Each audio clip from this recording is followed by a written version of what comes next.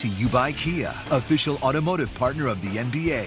Visit kia.com to learn more.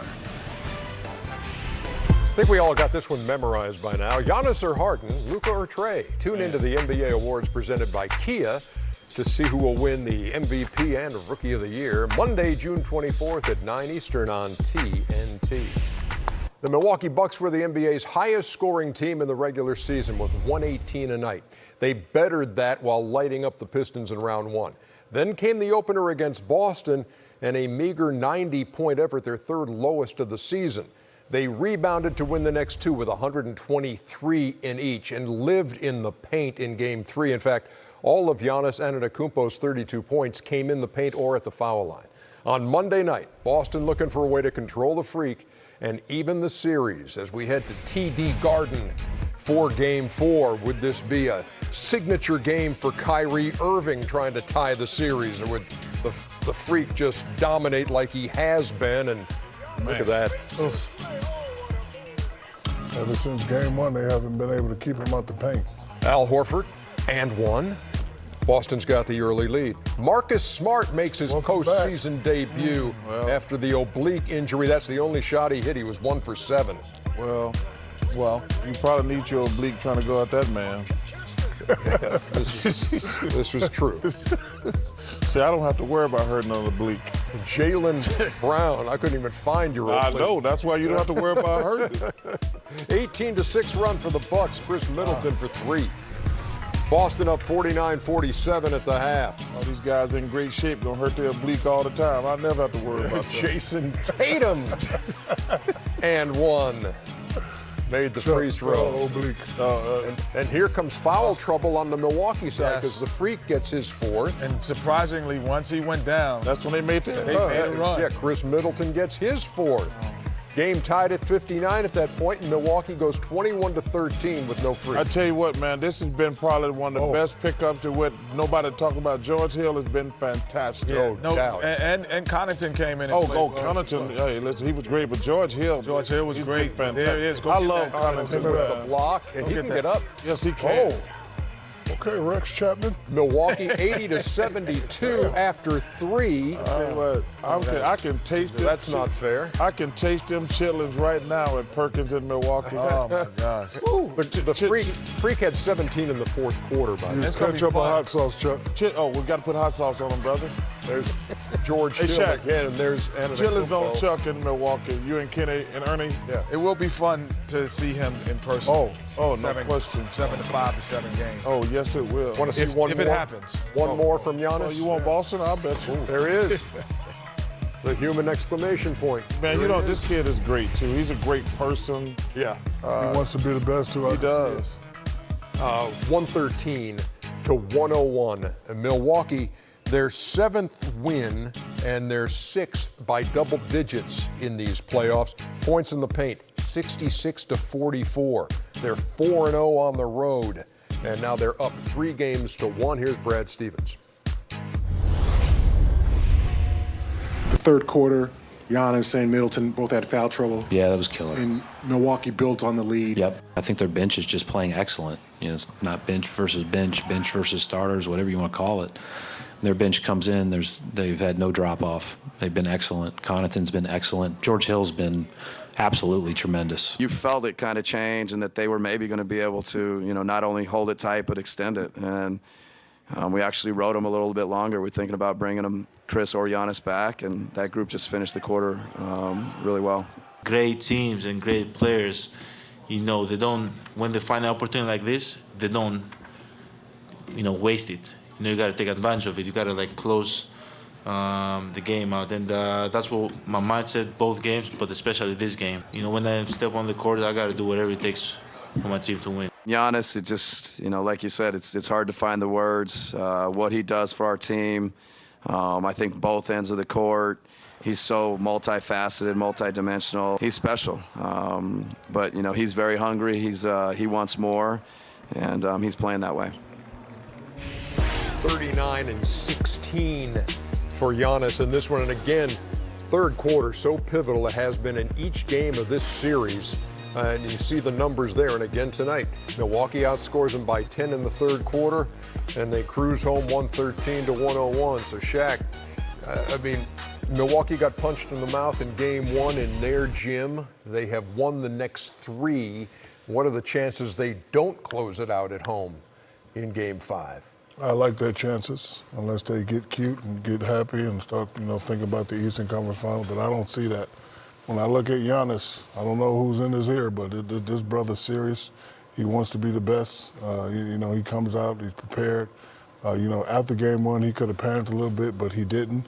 He adjusted, readjusted, came back. He's playing better. But I like watching him at the press conference because he's not playing around. He really, really wants it, and I like watching him. So I think they will definitely, close the series out. What's Brad Stevens to do now? When the series started, it was all about, hey, they're building a wall and they're keeping Giannis out of the paint. What happened to that? Well, I think number one, Milwaukee had such an easy first round series. They just got punched in the mouth, like Shaq said. But after that, they settled down. And the other guys, I think game one, I think they relied on Giannis too much to let them build that wall. Now the other guys have really picked it up. George Hill has been spectacular. Connington has been spectacular. Middleton's done his thing. Bledsoe has done his thing. I mean, they are, and you give you, I don't even know who the general manager is there, but give him credit. Going out getting Mirotic. John Horst would be. Yeah, John Horst. But going out getting George Hill, who none of us has mentioned George Hill this whole year. None of us have mentioned George, and he has been, he was great in game three, and he was great again. But I haven't mentioned, and listen, he's a good player. That thing happened last year in Cleveland, but he's been spectacular. Going out getting Mirotic at the trading deadline. Lopez is doing his thing. This team going to be tough to beat, man. How many playoff games do you think George Hill has played in his career? I would say in the 50s. How about 110? This was the 110th playoff But, game of his career. Yeah. He's given him 14 a night in this series, shooting 59%. Yeah, but 2 years ago when I think it was in Indiana before he got hurt, he was on the verge of being an all-star for the first time. He was being mentioned in that. So we understand what he can bring to the table, and he's bringing it.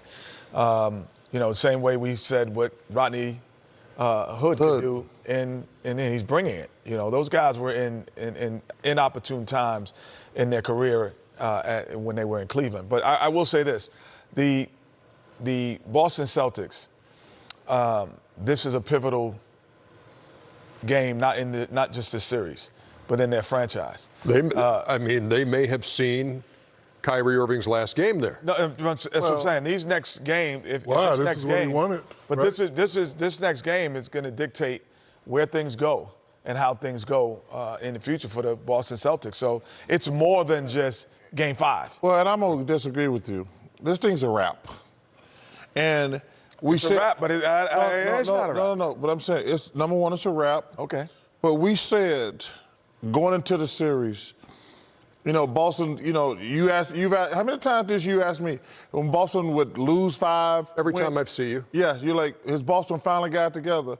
And me, Shaq, and Kenny said, you cannot turn it on and off. Then they beat an undermanned Indiana team. You heard all these jackasses on TV talking about, this is what the Celtics been waiting on. And you heard some of the players say, well, we were waiting for the playoffs. It doesn't work like that. And now you're playing against a team, and we talk about how hard Milwaukee plays. No question. And they kind of panicked in game one, but now they're just going to. So when you say it's a wrap, are we talking about it's a wrap as the way we see this current franchise? Yes, because, Kenny, we said coming into the season, they got too much talent. They don't have it. Too much of the same talent. Yes. The only player, they got two guys in their team who don't care about anything but winning. Al Horford and Smart. Those guys, and Baines too, he's one.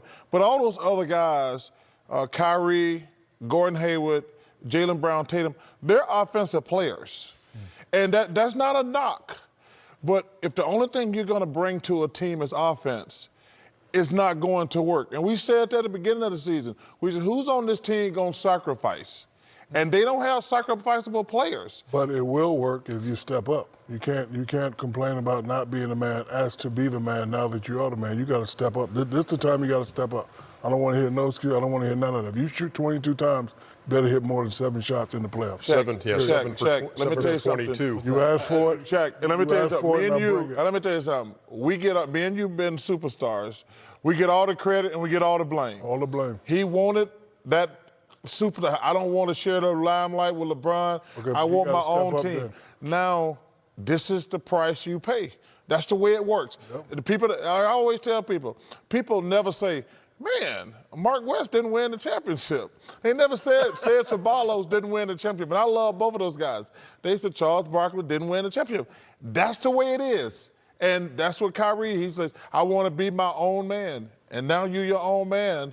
Who going on vacation Thursday morning, 8 o'clock. He came up 7 for 20. 7 for 22 in Game 4. 23 points, 10 assists. Where's it going, Chuck? They're down 3-1. 1, 2, 3, Cancun. We've heard that. They're down 3-1. Teams that are down 3-1 are 11 and 238. I was blessed to be on that 11. It could happen. Chuck, You're saying there's a chance. Hey, Golden State falls. That series tied up 2-2. Here's Steve Kerr. Steve, you talked about force yesterday. Would you imagine that's another theme of this game? And if so, are you disappointed when you emphasize this to your players and maybe Houston came a little bit stronger than them tonight?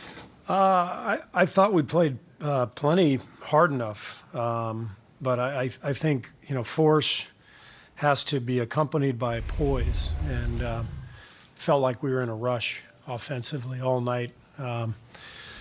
And we're at our best when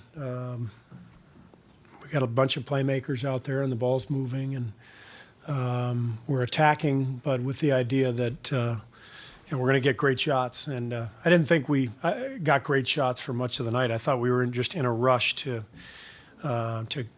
create pace, which the pace is good, but we've got to get better shots, and we're definitely capable of that. We got to be more poised, and that has to be a focus. I don't like what my head is. I don't either.